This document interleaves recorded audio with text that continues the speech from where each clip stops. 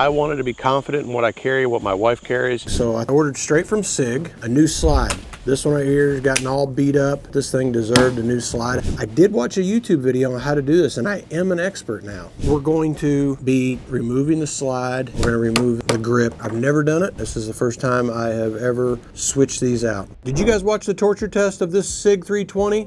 We drug it, hooked it about a 20-foot rope, drove around 15, 20 miles an hour, drug it around for about 10 minutes. I dropped it from about 15 feet.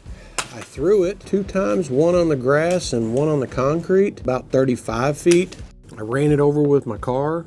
I hit it with a hammer about 4 or 5 times, a 40-ounce hammer. I used newly primed shell casings that were sized, and none of them went off. I had to do this for myself. I wanted to make sure with all of the issues that everybody's saying these SIGs have, and I'm sure there's some failure rates out there, guys. You know, there is a failure rate for everything out there. Anything mechanical has a failure rate. I don't know if these are mass produced more than any other weapon. I don't know if people are, if they're making more of them so the percentages are higher. Our military's carrying the M18, which is basically a SIG 320 with just a safety. ICE agents, law enforcement, civilians. I can't believe they're just accidentally discharging. Now, I might be wrong. All this might bite me in the butt someday, and I might be making another video that says this thing went off in my holster. I had a buddy of mine 25 years ago, literally his 1911, he had it a little bit modified, and his hammer, the sear broke and the hammer fell, and he was wearing IWB, and he shot a hole through his wallet and out his pants, and luckily it didn't hit him in the leg, but it hit right in the ground, caught his pants on fire, which was pretty entertaining. I was standing right there. It was a failure. He also was messing with the sear and trying to polish it and getting a little bit faster break on his sear. I'm not a gunsmith. I don't know exactly everything that he was doing to it, but for a carry gun, you shouldn't be modifying them that much, I don't believe, and then expecting them to be reliable. What we've got is I ordered straight from SIG a new slide. This one right here has gotten all beat up. It scratched up and things, so I thought this thing deserved a new slide. I did go from their custom shop, muzzle brake on the end of it. I went with the tanning color. I did go with the cut slide so I can put the hollow sit on it. I did go with the bigger frame, so I did order straight from SIG, and I hope all this works. I did watch a YouTube video on how to do this, and I am an expert now. I have checked this thing. It is safe. It is in safe conditions, not loaded, mag's empty. I've checked it 2 or 3 times, racked the slide. We're going to be removing the slide. I'm going to keep that as one assembly. I'm just going to put it back in the box. We're going to remove the grip. I guess you would just call it the grip module. We're going to remove those items. They're supposedly putting this trigger assembly just in a new grip is just as easy as taking this thing apart. We'll see what happens here. I've never done it. Wanted a different SIG 320. I go out and buy another one. This is the first time I have ever switched these out. Putting that down, bringing that off. So that's going to just go back in there. You slide this out. They claim you don't need any tools besides for a rubber mallet and maybe a punch. So I just got a brass punch kit. I've never had these out, and I've never taken that apart, to be honest, so it's all new to me. There it is. I probably need to clean this thing. Since the torture test, all I've done was oil it some. It's got some pretty good grime in it, road debris and things like that. I'll probably go ahead and assemble it for this, and then I'll probably deassemble it and clean it all up. But for the video, I'll just leave it oiled up right now. This is the full-size frame. I hope this lines up. I wanted it to be, oh yeah, that's gonna look good. That's gonna look real nice. So I did not go with the tungsten infused. I wanted a lightweight. I have a few of the tungsten infused grip modules, and they're too heavy. I think this is gonna take a different mag though. This mag is not gonna fit in it. I'll have to use the different mags, like the Legion's mag and things like that. And then obviously I'll test fire this thing, and I'm gonna put a lot of rounds through it before I even attempt to try to carry this gun. They claim there's some notches back here in the back. Trigger assembly has to sit in first. You gotta pull the trigger a little bit to get it into the grip. There it goes. I mean, that was pretty easy, guys. And then you're supposed to tap it back some. It looks like it's in. Kind of wish I had a straight cut. It would look cool. Trigger assembly there, straight cut. Never had one of these apart. I've never put one back together. Like I said, normally if I wanted a different grip or a different model or whatever, I would just go buy the firearm. There it goes. That is too easy. Maybe I should have been just buying different grips this whole time. That is too cool. So I guess you need the hammer for more than just that. Just looking everything over here to make sure I'm doing that right, getting that little groove in there and tapping it in. It didn't want to go real easily. It did, just barely tapping on it. You watch me, it went right in, so.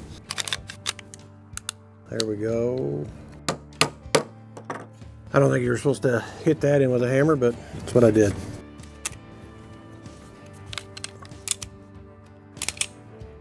Yeah, I'd like to have it. There it is.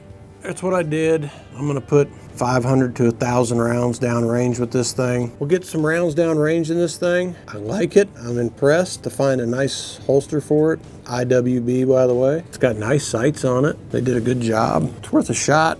Now it's not all scratched up looking, even though if I start carrying it, it'll have wear on it, but I think it's too cool. This 320, there's a failure rate for everything. Do I think that these are an excessive failure rate? No, I don't. My wife carries one.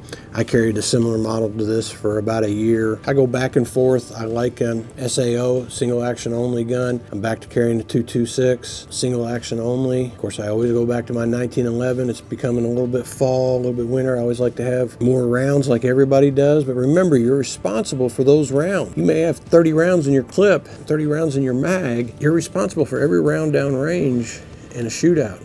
Bullet placement is probably the most important thing that you can try to practice at. You know, being quick draw, being all these things, those things will come as long as you've got the muscle memory and you've got the discipline down. I think you just have to get on the range and you've got to put rounds down range. You've got to start tightening up your groups, and I'm just as bad. Sometimes I get out to the range and I just want to put bullets down range. You know, I just want to shoot. My placement of my shots are, you know, as long as they're chest cavity, sometimes I just live with it. But then after I get 30, 40, 50 rounds down range, I start taking my time, start trying to get narrowed in, you know, headshots only, trying to get upper wound or upper chest cavity. I get myself excited. I enjoy shooting, guys. You don't even know. I would shoot literally, spend all my days down in the gun range, and I normally spend at least about an hour in the gun range every day. I find myself correcting myself and trying to get a better discipline. I'm not constantly unholstering and reholstering, practicing, trying to get a speed draw and things like that. When I am unholstering and reholstering and things, I'm doing it very slow. I'm building that muscle memory. I'm trying to just, you know, remember pulling the shirt up, pulling the weapon out of the holster, getting it up to my chest, coming out, what I call, you know, like your workspace, coming out, getting those disciplines.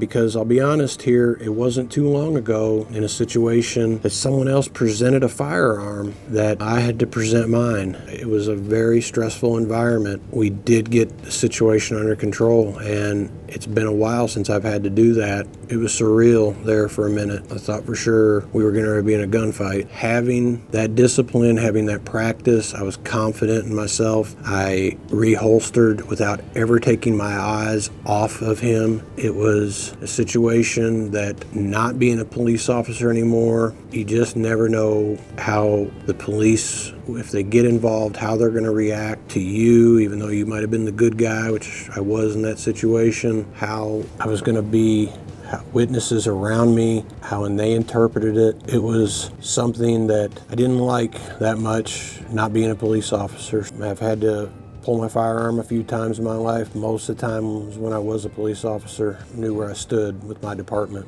We've gotten sidetracked. Give the SIG P320 a chance, guys. I think you're missing out if you're not buying one. Everything's out of my pocket. I have no interest. If you don't like them, don't buy one. That's all I can tell you. I like them. I think they're a good gun. I've had a lot of guns. I have a lot of guns. I have the experience to know a good gun from a bad gun, and I have some bad guns. I think this is a good gun that's gotten a bad reputation for some people that don't know what they're doing. Clothing gets in the way. A lot of things can pull this trigger. And I know everybody, and I don't get it. I know they're trying to take the slack up and they're putting a screw I see in here, or they're pulling this slack up and jamming something in there and then dropping the firearm. Well, yeah, if I half pull a trigger on a 1911, or I half pull something like that, or let the hammer down on a 1911 to be in the down position, and then I hit it with a hammer, it's going to fire the firing pin off. You're removing some of the safety features, not allowing them to work right. You know, I've seen guys to where when they're reholstering, they get their clothing stuck in their trigger on a Glock, videos and things like that. And thank God,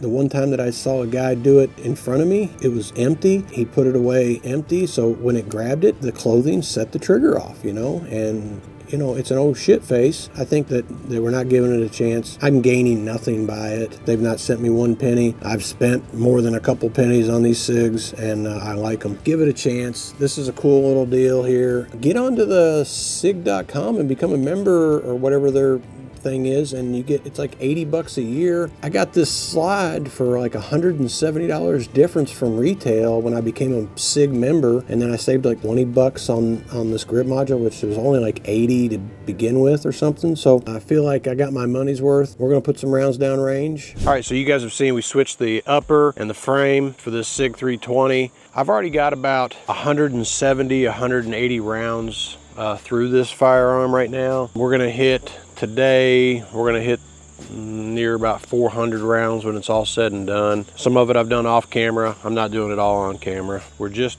putting rounds down range, putting them on target. Nothing spectacular here, just getting rounds through this gun, checking the reliability, see if we can get it to fail. We've drugged this thing, we've dropped it, I've thrown it, I've run it over with my car, and I've hit it with a hammer. Not a failure yet. SIG has not given me any money. They're not a sponsor. They don't even know who I am. And this is something that I'm doing for myself. I own a lot of the SIG 320s, a lot of the Legions, and the 365, and some other of the SIG firearms. I really like this firearm. My wife carries the SIG 320. I want to find out how they are getting this firearm to fail. And of course, we scratched up the other one. It was driving me nuts. So I wanted to just put the trigger mechanism in a new frame and a new upper, which I went with the Custom Works upper there. You guys watched me.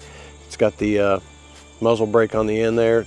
Pretty cool. After this is all said and done, I'm going to try to get about 500 to 700 rounds through this thing. And my goal is to carry this firearm. I mean, you know, normally I'm more of a single action type carry guy, but this thing's growing on me. The trigger, it's a little rough. I mean, the stock 320 triggers are always a little bit rough, you know, but for the reliability test here, I want to see if I can get this thing to fail. So we're going to put a few rounds down range, see if we can get this thing to fail.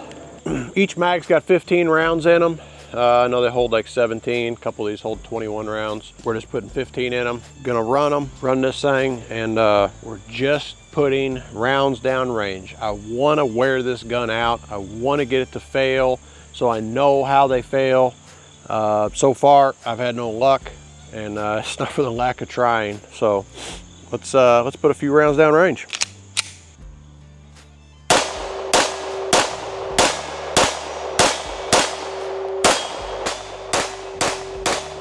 I'm impressed, guys. I can't say that there's not a SIG 320 out there that has not failed. Some 1911 sear problems that have failed. This is a mass-produced gun. We also don't know what they have done to this firearm. And when I had this trigger assembly apart, you could very easily mess with a spring, and I'm no gunsmith or armorer. I know a little bit about just enough to get me in trouble, right? My opinion is we don't know what some of these guys have done to their firearm. I mean, I could have just as easily screwed something up, messed with a spring, not put something in right when I took it out of the frame and put it in this frame. It has to sit back in there, and you kind of got to tap it with a hammer to get it to lock back in back here. I mean, you guys saw me, I kind of took this thing apart a couple times. I'm not saying that this is a perfect firearm. There isn't one. This thing draws a lot of attention because there's so many of them out there and they're so popular. You think about it, Smith & Wesson, Colt, which I love, car. The SIG innovation and what they've tried to do with the tungsten infused, the way that they made their trigger assembly be able to be put into different frames, they're gonna draw attention. There is a failure rate. I mean, anything mechanical has a failure rate. I'm sorry. And I can't say that they are perfect. They're not. Really and truly, I wish we were talking more about Colt or something like that. And I wish maybe Colt or another gun company, Kimber or whatever, had the military contract, had the ICE contract, had the Homeland Defense contract than the SIG. But this is a good firearm. I mean, I remember when Glocks out there in the 80s, when some of the police officers were switching over to Glocks, they were sticking their finger in that trigger and they were getting accidental discharges, and it was all over the news. It takes some training. I think SIG needs to do a better job probably of training the public if they are going to take this apart and put it back together into another frame, making sure they know some checks and balances of they put it in right, did they do something wrong, especially when cleaning the firearm. There's not that many firearms that you can take that trigger assembly out that's got that serial number and put it into another frame, another body and things like that. It's definitely a new thing. Nobody else is copying it. Something to be said for that. Maybe some of the other firearm companies know something that we don't, you know. I like this firearm. I think I'm going to carry this firearm. I'm going to put another 40 rounds through it today, and I'm going to continue to shoot, but I might even put a halogen on top. I'm impressed. Give it a chance. If you don't trust me, go buy you one. You can get them for about 400 bucks. Not this one, but that's what the test one was around a $400 gun. Drag it, beat it with a hammer. I mean, it's 400 bucks. Is it worth your life? Give it a shot. Buy 2 of them, beat the crap out of one of them, do your own test. This was for me. I did this test because I wanted to be confident in what I carry, what my wife carries. I like it. I'm getting used to the trigger. The stock 320 trigger is pretty rough, pretty grindy. I'm used to 1911s, 226s, single action only type firearms. But I appreciate everybody watching, and I hope you enjoyed these videos. They were fun to make. I enjoyed beating on this gun a little bit. I've never thrown a firearm. I've never dragged one. It was a interesting thing to do, to throw a firearm about 30 feet. Yeah, it was weird. So thanks for watching. I appreciate everybody. Remember this: God, family, country.